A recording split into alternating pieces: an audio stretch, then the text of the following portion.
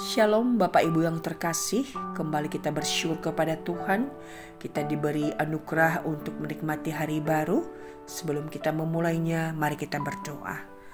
Bapa, kembali kami bersyukur oleh anugerah-Mu kami boleh bangun dari tempat tidur kami, dan Engkau karuniakan kepada kami kembali hari yang baru. Sebelum kami mulai, kami datang kepada Tuhan, kembali kami merenungkan firman-Mu. Kiranya Engkau menuntun kami dan menyapa kami. Demi nama Yesus kami berdoa. Amin. Pagi hari ini saya kembali mengajak kita membaca di dalam Ayub pasal 18 ayat yang kelima hingga ayat yang keenam.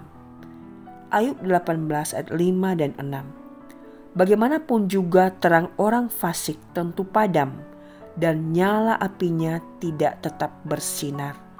Terang di dalam kemahnya menjadi gelap, dan pelita di atasnya padam. Demikian jauh bacaan firman Tuhan. Saudara yang terkasih, sekali lagi Bildad menyampaikan kata-katanya kepada Ayub, dan ini perkataannya yang kedua. Bildad sekali lagi menyampaikan menurut pemahamannya bahwa orang fasik itu akan menemui kebinasaannya, akan mengalami kehancuran pada akhirnya. Dan sebaliknya secara implisit, orang yang hidupnya baik dan benar tidak akan ditimpa oleh malapetaka atau penderitaan. Saudara, Bildad ketika menyampaikan hal ini memang benar bahwa orang fasik akan binasa, menemui kehancuran, karena Tuhan tidak pernah kompromi dengan dosa, dengan kejahatan. Namun, ketika orang yang hidupnya baik, benar, setia, kadangkala juga Tuhan mengizinkan, dan seolah-olah sepertinya ia dihukum seperti orang fasik. Bildad menyangka bahwa Ayub adalah orang yang hidup fasik sehingga ia bisa mengalami penderitaan ini. Bildad tidak memahami dan tidak tahu bahwa di balik semua yang dialami Ayub ada tangan Tuhan yang sedang bekerja, yang mengontrol, yang mengendalikan situasi hidup Ayub. Nah, saudara, kadangkala kita melihat bahwa orang fasik itu seharusnya dihukum, karena firman Tuhan mengatakan mereka akan menemui kebinasaan. Tetapi kenapa kadangkala kita bertanya, orang yang hidupnya fasik bahkan sukses, makmur, sehat, dan sebaliknya orang yang hidupnya baik bahkan mengalami malapetaka musibah seperti Ayub. Sekali lagi, kalau kita membaca di dalam Alkitab, jikalau kita memperhatikan kehidupan orang fasik, pada akhirnya mereka akan menemui kebinasaannya. Dan bagaimana dengan orang yang hidupnya baik, setia, beriman, taat? Ketika mereka diizinkan menderita, apakah itu penghukuman? Bukan.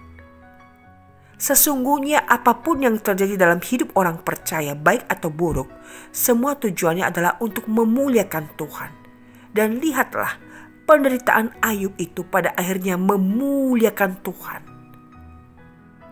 Hal ini mengingatkan kita supaya kita tidak mudah untuk menilai ketika seseorang mengalami hal-hal yang mujur, hal-hal yang baik, atau sebaliknya hal-hal yang buruk atau menderitakan. Kita jangan mudah menilai, oh karena dia fasik sih, dia berbuat jahat sih, makanya dia mengalami itu. Oh, dia mujur karena orangnya baik, setia, taat. Tapi Ayub adalah orang setia.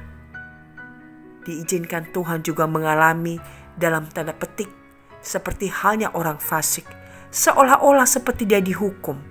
Tetapi bukan. Tuhan sedang memproses, menguji Ayub. Dan di dalam semua yang dialaminya, pada akhirnya Tuhan dimuliakan.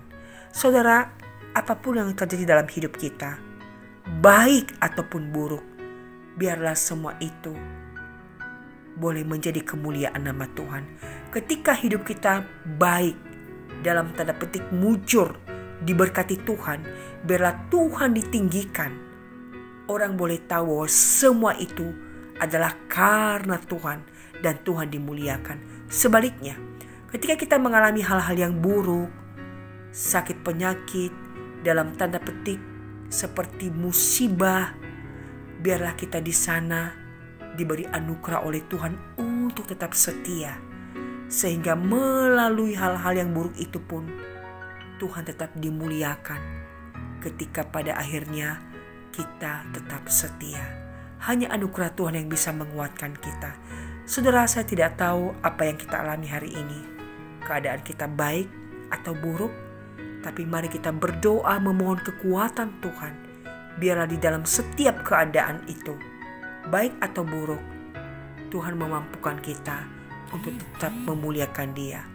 Ketika kita berhasil, biarlah Tuhan dimuliakan. Ketika kita mengalami hal-hal yang buruk, Tuhan tetap ditinggikan karena kita boleh setia sampai akhir. Tuhan memberkati kita.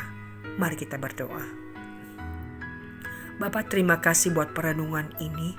Kembali Engkau mengingatkan kami bahwa di balik setiap peristiwa yang kami alami, ada tangan Tuhan di sana yang bekerja, yang mengontrol, yang mengendalikan. Tuhan, ajar kami untuk tidak mudah menilai segala sesuatu, baik ataupun buruk dalam setiap hal yang terjadi.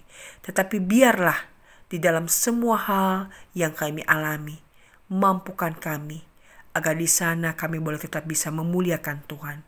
Apakah di dalam keadaan hidup yang baik ataupun hal yang buruk, ajar kami tetap setia ya Tuhan.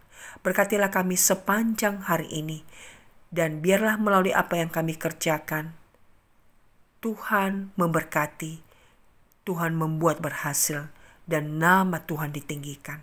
Demi nama Yesus kami berserah dan berdoa. Amin. Tuhan memberkati saudara.